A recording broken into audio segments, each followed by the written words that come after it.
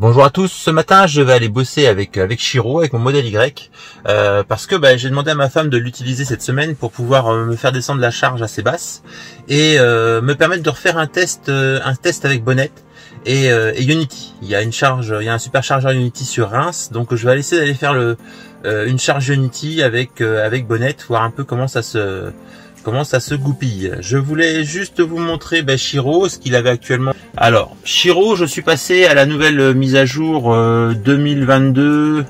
Je vais essayer de vous montrer la mise à jour. Je crois que c'est ici.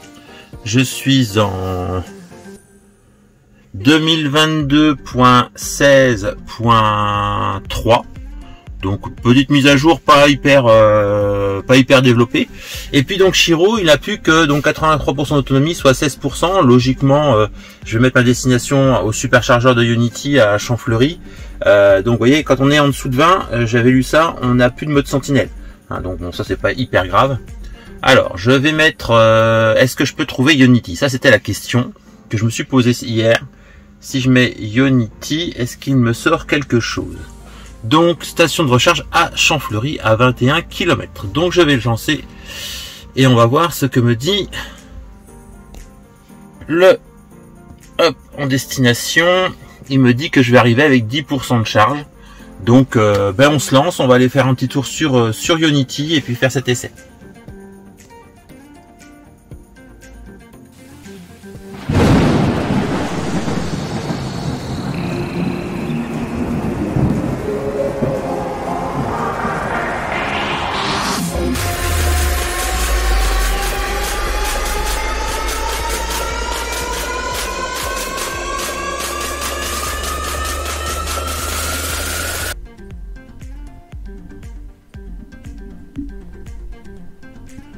Donc voilà, sur cette vidéo, je suis sur le trajet en fait pour me rendre au superchargeur Ionity à Champfleury, au Leclerc Champfleury. En fait, c'est le plus proche de la maison. Ce qui va me permettre moi de faire ce premier test de recharge avec l'application Bonnet et puis de voir un peu comment fonctionne un chargeur Ionity. Moi, je n'ai jamais utilisé que les chargeurs, les superchargeurs Tesla, pour mes différents road trips que vous allez retrouver dans mes playlists, que ce soit pour la Normandie ou que ce soit pour la Bresse. Je n'ai utilisé que du Tesla. J'avais essayé une fois Bonnet, alors, plus ou moins avec succès. Le premier essai était un échec et le second était avec succès, mais sur une charge à 50 kW, j'ai arrêté la charge assez rapidement parce que j'avais pas de temps à perdre et je suis reparti sur un superchargeur de chez Tesla. Donc là je me mets en route pour aller au superchargeur Ionity qui se trouve au Leclerc Champfleury, au Leclerc de Champfleury, qui est un petit village. J'en ai profité pour vous montrer cette petite vidéo là du cran de Lude, en fait, de la montagne de Reims, ce qu'on nous appelle la montagne de Reims, qui est une véritable colline plutôt qu'une montagne d'ailleurs. Et dans cette vidéo, en fait, j'ai commencé à me rendre compte de la mise à jour avec les petites différences qu'il y a pu avoir. Alors, ce qui est écrit dans la mise à jour, c'est des différences en termes de profil utilisateur, donc on va avoir la musique qui va être sur chaque profil. Donc ce que ma femme a sur son profil sera différent du mien. Et l'autre information qu'on a, c'est comme quoi la météo est prise en compte dans les trajets qu'on veut faire. Donc ça c'est très bien. Mais j'ai eu une surprise. J'ai l'impression d'avoir quelque chose qui se passe, c'est-à-dire la lecture des panneaux. Moi jusqu'ici, j'avais pas de lecture de panneaux. J'ai des secteurs par chez moi où c'est encore limité à 30 alors qu'on devrait être à 80. Alors je sais pas si c'est la lecture des panneaux, si c'est un combiné entre lecture des panneaux et Google. J'espère que c'est ça. Parce que j'ai regardé un peu la mise à jour qui est suivante, la 2022.20. Et c'est pareil, ils mettent la lecture des panneaux, mais visiblement pas utilisée en France. Alors je sais pas trop sur quoi on peut se baser. Si la 2022.16 a déjà la lecture des panneaux, ou s'il faut attendre la 2022.20. Donc je vais approfondir le sujet parce que je trouve ça assez surprenant. Là, en plus, depuis la dernière mise à jour GPS, dans le cran de Lude, en pilotage automatique, ça fonctionne beaucoup mieux qu'auparavant. Auparavant, dans les virages serrés, Shiro avait tendance à partir en extérieur, et là, visiblement, il prend beaucoup mieux le virage, il respecte beaucoup mieux les lignes, ce qu'il ne faisait pas auparavant. Donc à voir, parce que c'est pas vraiment totalement figé cette histoire. Je ne sais pas si la mise à jour est vraiment bonne ou enfin, si elle est vraiment, elle est sûre bonne, mais est-ce que ça correspond à ce que je me suis rendu compte. Donc on va voir ainsi dans la suite de cette vidéo là un petit passage que je voulais absolument vous mettre, parce que j'ai l'impression d'avoir une vue 360 et après avoir fait des recherches, visiblement ce n'est pas ça.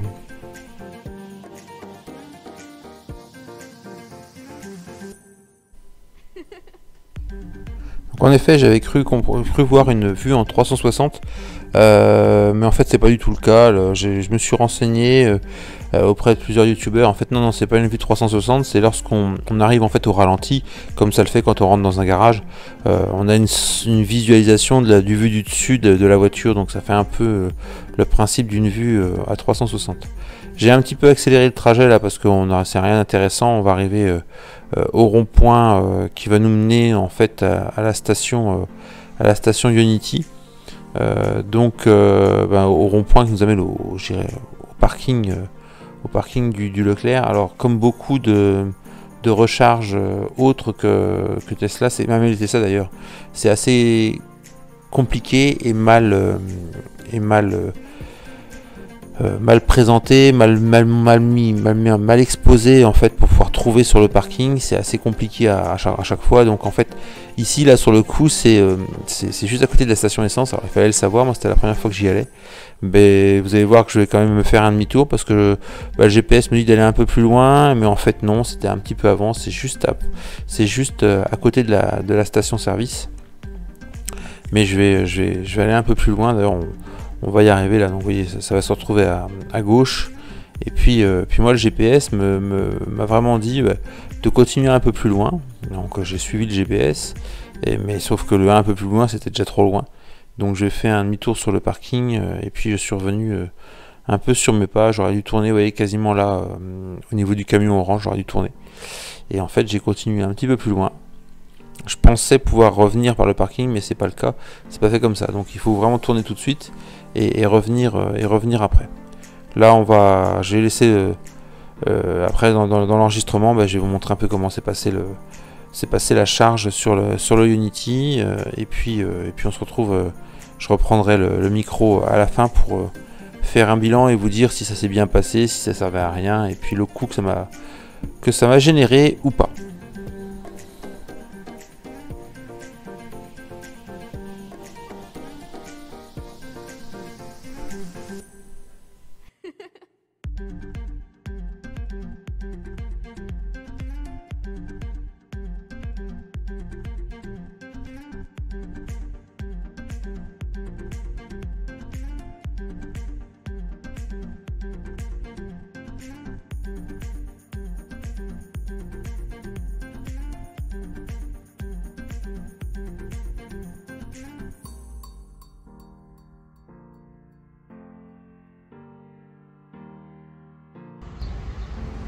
Alors me voilà arrivé au chargeur Unity de Reims Leclerc Champfleury. Je ne sais pas si vous allez voir derrière, il y a un Leclerc qui se trouve derrière, qui est juste à côté de la station essence d'ailleurs. Voilà. Donc on est au Unity de Reims Champfleury. Je vais repasser en vue.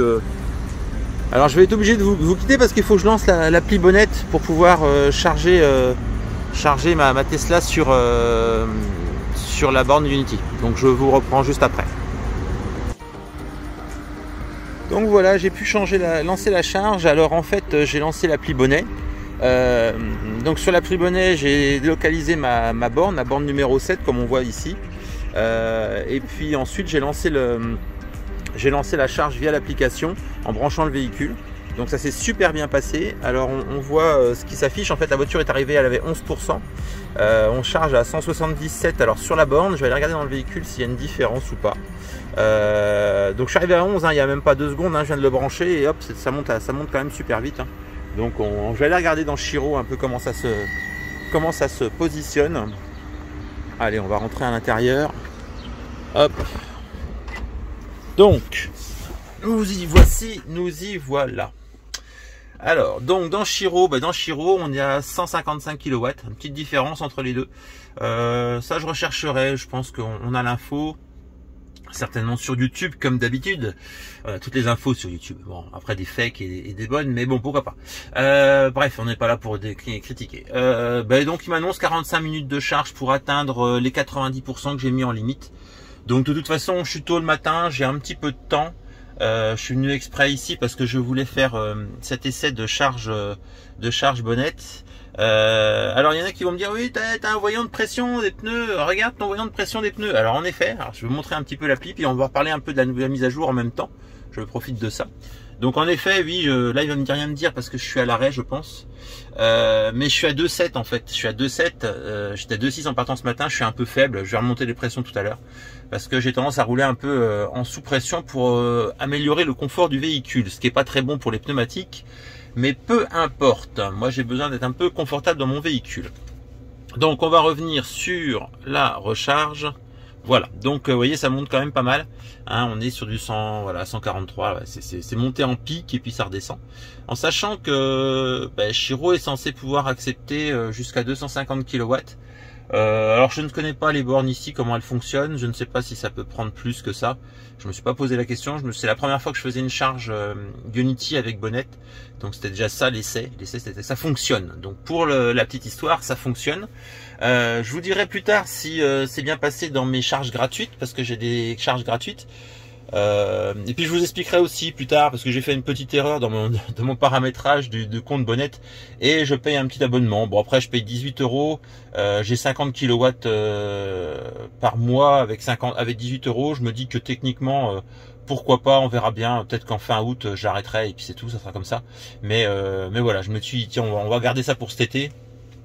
Si des fois on vient à se déplacer et qu'on trouve pas de chargeur Tesla, ou qu'on n'a pas envie d'aller chercher un chargeur Tesla et qu'on trouve un Ionity, eh ben l'idée c'était ça, c'était de dire tiens, j'ai du chargeur bonnette, et puis on va pouvoir se charger avec bonnette, et pas uniquement du chargeur Tesla.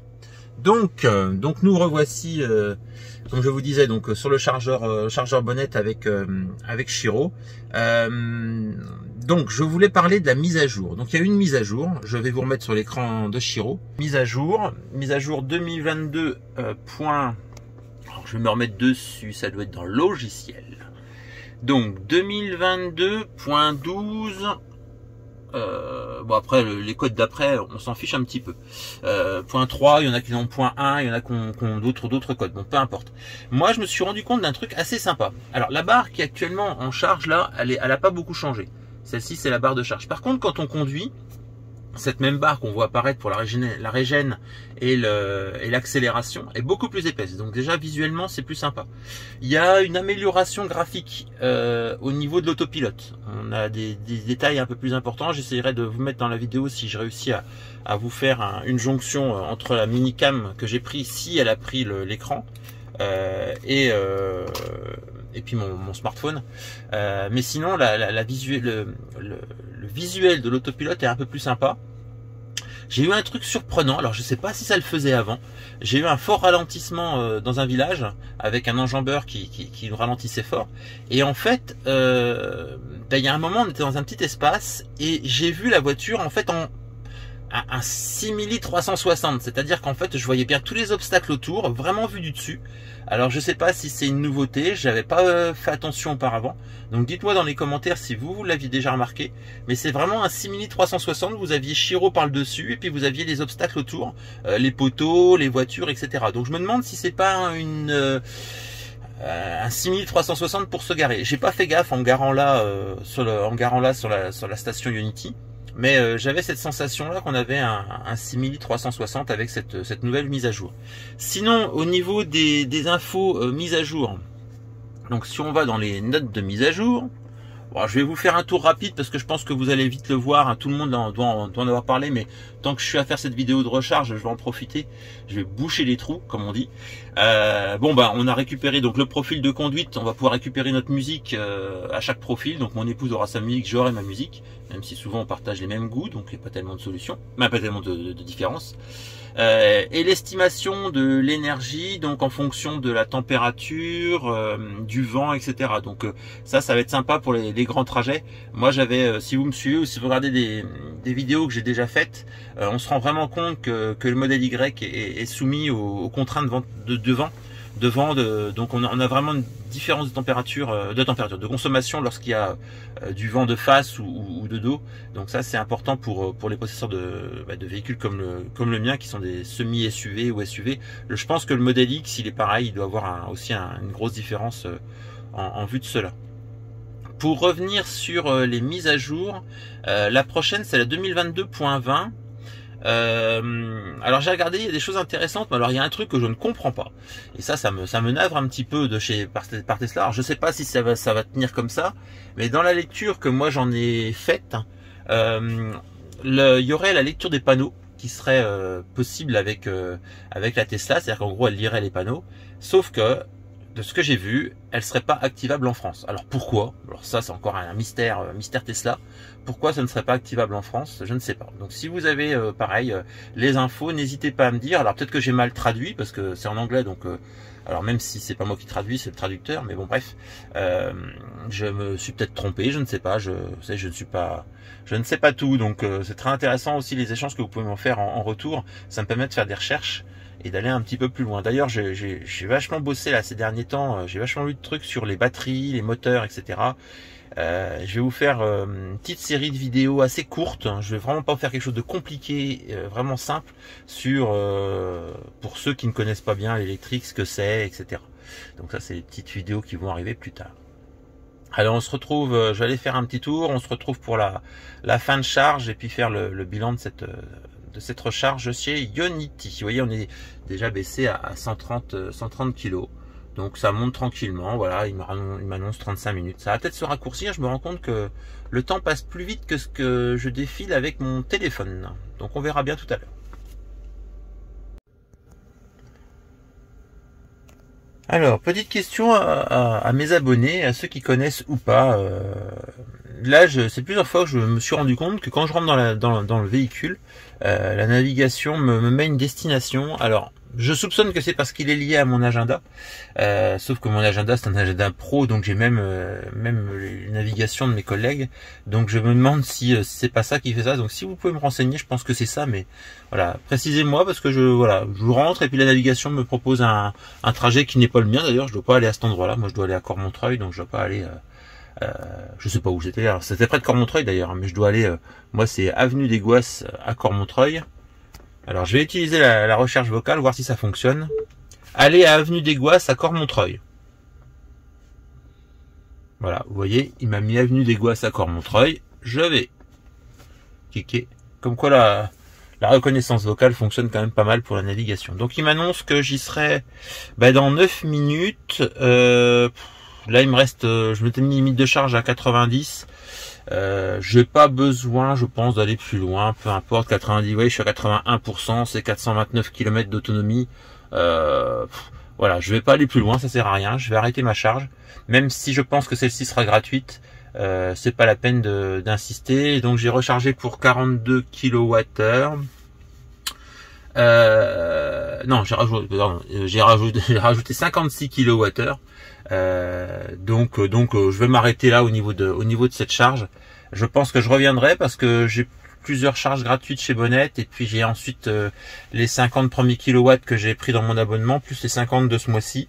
Donc déjà ça fait déjà 100 kilowatts aussi à recharger. Donc on reviendra certainement ici, peut-être faire nos courses d'ailleurs du fait que c'est un Leclerc. On en profitera certainement, mais certainement pas faire le plein. Qui est juste là d'ailleurs, ça c'est assez marrant, moi je trouve ça paradoxal, on est là en train de nous recharger nos voitures et de l'autre côté il y a le gasoil à côté. Bon, le gasoil j'irai parce que j'ai aussi un thermique, j'ai un transporteur.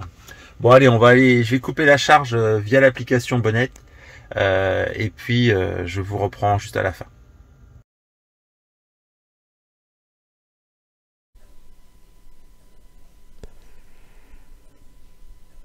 Et bien voilà, donc la vidéo se termine tranquillement.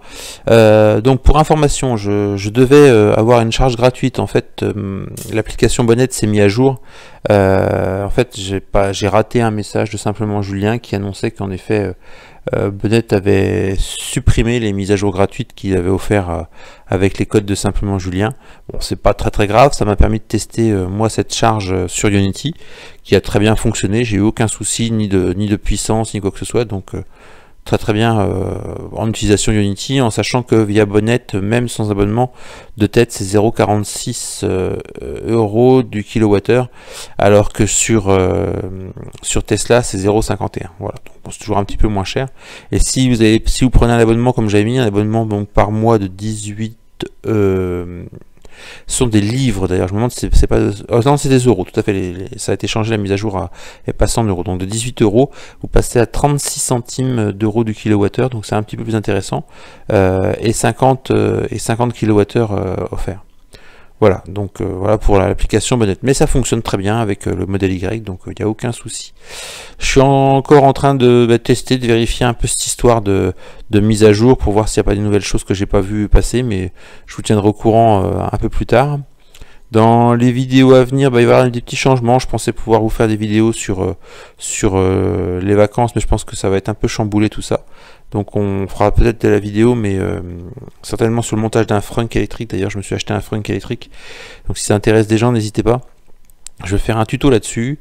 Je vais essayer de le faire bien, proprement et doucement. Et puis j'ai certainement peut-être reprendre aussi la restauration de ma 2 chevaux, donc peut-être que je ferai des vidéos là-dessus, je les passerai certainement sur la chaîne aussi. Et bien je vous dis à très bientôt, ciao.